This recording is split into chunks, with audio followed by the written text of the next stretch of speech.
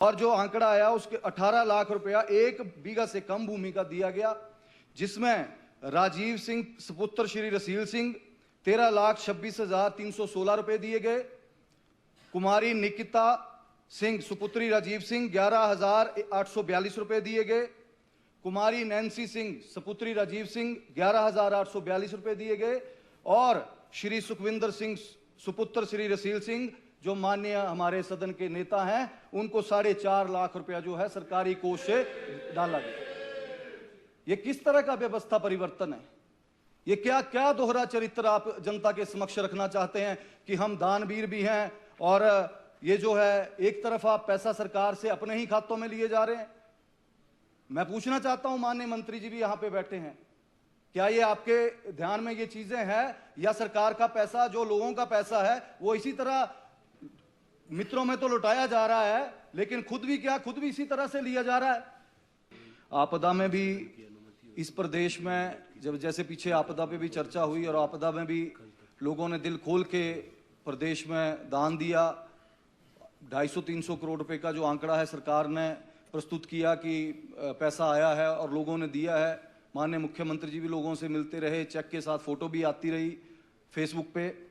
और लेकिन कई बार ऐसा होता है अध्यक्ष महोदय की ये जो लोगों का मेहनत की कमाई है और टैक्स पेयर की कमाई है, ये सरकार आने वाले समय में बड़े सोच समझ के इसको यूज करे, ढंग से मैनेज करे, ताकि इस तरह की स्थिति जो है इस प्रदेश में फिर से ना आए कि अपने घर वालों को सशक्त करने के लिए, अपने चहेतों को सशक्त करने के लिए, अपने भाई को सशक्त करने के लिए सरकारी कोष से ही पैसा डाला जा रहा है। ये भी सोचने की बात है। सरकार को ब्याज मिलता है और मैंने उस समय भी ये बात रखी थी कि जो करोड़ों रुपया ये आ रहा है ये केवल और केवल जा रहा है आईसीआईसी बैंक में, और आईसीआईसी बैंक में वो उसका ब्याज खा रहे हैं। अगर यही पैसा कांगड़ा कोऑपरेटिव बैंक में भी जाए तो शायद मैं समझता हूं कि उसका भी एनपीए जो है उसमें लाभ मिलेगा और वो जो है स्थिति जो है उसकी ठीक होगी, क्योंकि बहुत सारा ब्याज इस पे मिलता है।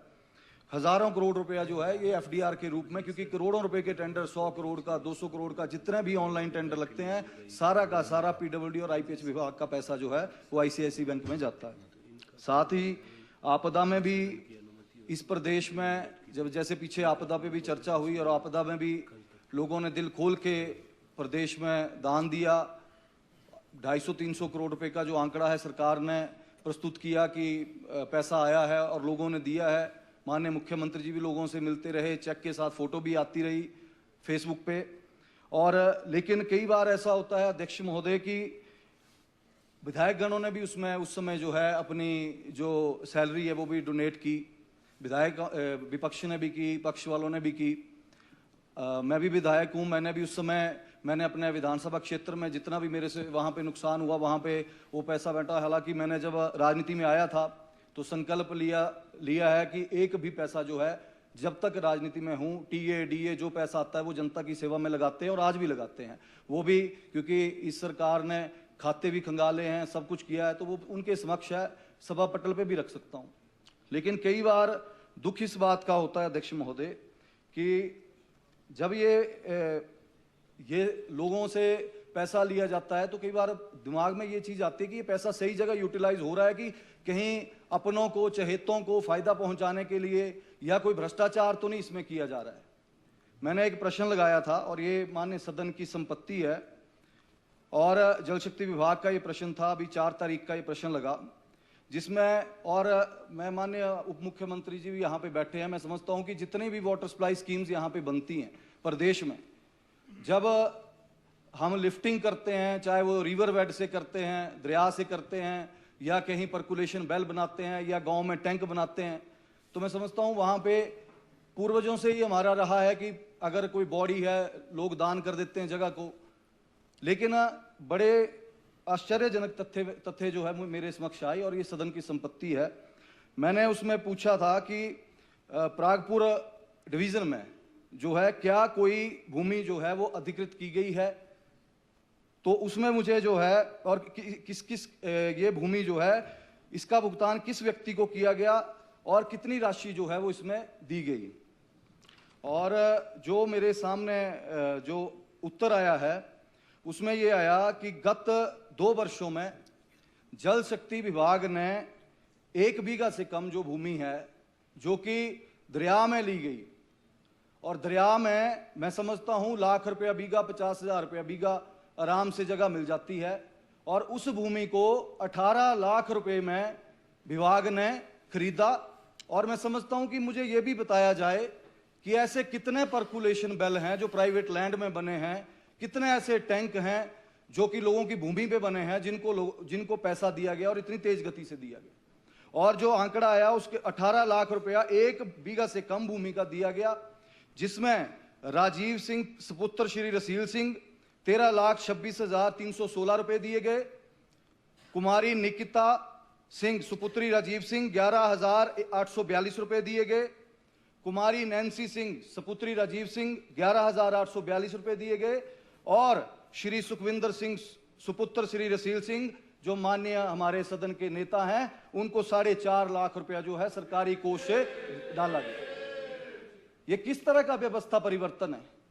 ये क्या क्या दोहरा चरित्र आप जनता के समक्ष रखना चाहते हैं कि हम दानवीर भी हैं, और ये जो है एक तरफ आप पैसा सरकार से अपने ही खातों में लिए जा रहे हैं। मैं पूछना चाहता हूं, माननीय मंत्री जी भी यहां पे बैठे हैं, क्या ये आपके ध्यान में ये चीजें हैं, या सरकार का पैसा जो लोगों का पैसा है वो इसी तरह मित्रों में तो लुटाया जा रहा है, लेकिन खुद भी इसी तरह से लिया जा रहा है? ये मैं पूछना चाहता हूं। इसके अलावा नदौन विधानसभा क्षेत्र में माननीय ये भी मंत्री जी का डिपार्टमेंट है, HRTC विभाग, जिसमें लगभग 1,62,000 रुपए की जमीन जो है वो 6,72,00,000। एक मिनट आशीष जी, समय हो गया, 7 बज गए। आप कितना समय लेंगे? और मैं 5 मिनट लूंगा सर, 10 मिनट दे दीजिए, 5-10 मिनट, जितना बोला जाएगा उतना बोल लूंगा सर। अगर माननीय सदन की अनुमति हो तो 7:10 तक समय एक्सटेंड किया जाता है। व्यवस्था परिवर्तन का हाल ऐसा आप है, कंटिन्यू करें कि ये देखिए अध्यक्ष महोदय कि HRTC डिपो के लिए जगह ली जाती है 6,72,00,000 रुपए की, और वो जगह जो है 1,62,000 की खरीदी गई पिछली कांग्रेस की गवर्नमेंट में।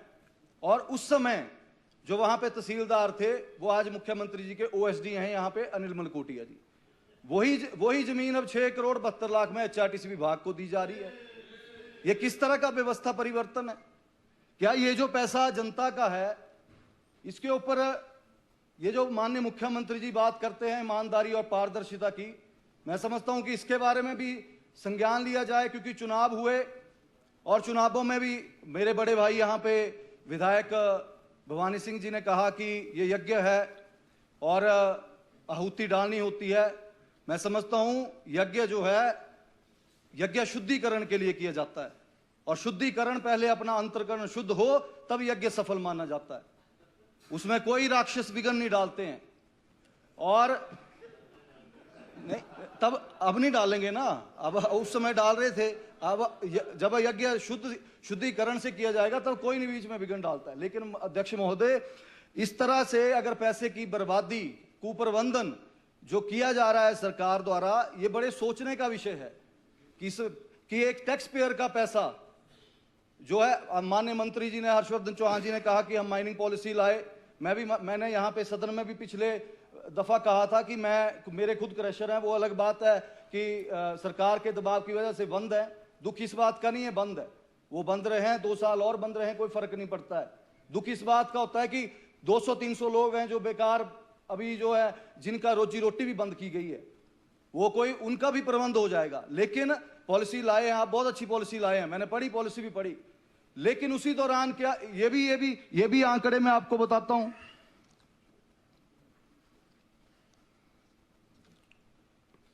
कि आपदा के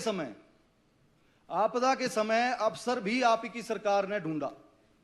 आपदा के समय 22 तारीख को आपकी कैबिनेट हुई, 22 अगस्त को, और उसके बाद एक फरमान जारी किया गया कि कांगड़ा हमीरपुर जिले में या ब्यास की जितनी भी ट्रिब्यूटरीज हैं उन पे जो है सारे के सारे जो है रिवर बेड की माइनिंग और क्रशर जो है वो बंद कर दिए जाएं। 4 महीने के लिए बंद कर दिए गए। मेरे भी बंद हुए, मैंने उस समय भी मुख्यमंत्री महोदय के समक्ष बात रखी कि ये गलत डिसीजन है, कृपा करके इसको वापस लीजिए, क्योंकि आपदा के समय लोगों के डंगे गिरे, मकान गिरे, उस समय लोगों को जरूरत थी ताकि वो जो 10,000 का टिप्पर है वो 20,000 में ना बिकता। लेकिन क्यों बिका? क्योंकि मोनोपोलाइज करना शुरू किया गया। केवल और केवल ये 23 तारीख को जब नोटिफिकेशन निकली तो आप ही के विभाग के सिर्फ और सिर्फ कांगड़ा और हमीरपुर में केवल एक ही क्रशर को एम फॉर्म जारी किए गए 2 दिन बाद, और उसने मन मर्जी के रेट कांगड़ा हमीरपुर में बेचे। 10,000 की गाड़ी 30,000 में बिकना शुरू हुई। जिस बेचारे ने, जिसको मनरेगा के तहत व्यक्ति को डंगे के लिए 45,000 रुपया मिलता था, वो रेता और बजरी में खत्म हो गया उसका। क्या किस तरह का व्यवस्था परिवर्तन है? और तो और अध्यक्ष महोदय, यह भी सोचने की बात है कि उस व्यक्ति का मैं नाम नहीं यहां पे रखूंगा, उस दौरान जैसे हमारे खातों की इंक्वायरियां की गई, परिवार के खातों की इंक्वायरियां की गई, उस व्यक्ति के खाते की इंक्वायरी करेंगे आप। 8 लाख रुपया तो उस व्यक्ति ने पर डे बैंक अकाउंट में कैश जमा करवाया है। उस व्यक्ति ने घर में कितना रखा होगा और सरकार को कितना दिया होगा, यह भी सोचने वाली बात है। किस तरह का भ्रष्टाचार इस प्रदेश में पनप रहा है, यह भी सोचने का विषय है। मेरी सिर्फ आपसे यही विनती है कि अगर ये वित्तीय स्थिति ठीक करनी है तो पहले अपने आप को, माननीय सदन के नेता को अपने आप में भी सुधार करना चाहिए और इस प्रदेश के हित के बारे में भी सोचना चाहिए। मैं यही सदन के बीच में रखना चाहूंगा। आपने समय दिया, आपका हृदय से बहुत बहुत धन्यवाद करता हूं और उम्मीद करता हूं कि ये जो सरकार का, ये जो लोगों का मेहनत की कमाई है और टैक्स पेयर की कमाई है, ये सरकार आने वाले समय में बड़े सोच समझ के इसको यूज करे, ढंग से मैनेज करे, ताकि इस तरह की स्थिति जो है इस प्रदेश में फिर से ना आए कि अपने घर वालों को सशक्त करने के लिए, अपने चहेतों को सशक्त करने के लिए, अपने भाई को सशक्त करने के लिए सरकारी कोष से ही पैसा डाला जा रहा है। ये भी सोचने की बात है। और ये जो मैंने आपको नाम दिया, इसमें राजीव सिंह, ये माननीय मुख्यमंत्री जी के सगे भाई हैं जिनमें 13 लाख रुपया डाला गया है। वो आपने समय दिया, आपका बहुत बहुत धन्यवाद। जय हिंद।